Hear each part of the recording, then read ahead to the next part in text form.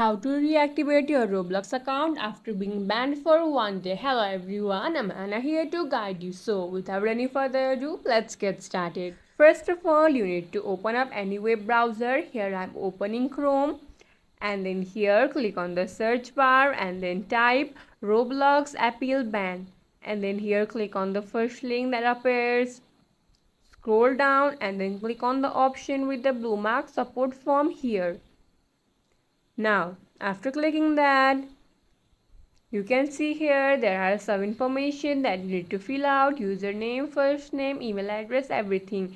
Here I am going straight to issue details. Here I am typing my phone, Android, and then here I am mentioning the type of help category. Here you need to write the description or the issue whatever you are facing. Here you need to request to reactivate your Roblox account and then click on the option of continue, and then within 24 hours your Roblox account will be reactivated. So that's it for the video. If this video helped you out, please leave a like and subscribe for more. Got questions? Please leave in the comments down below. Signing up until next time.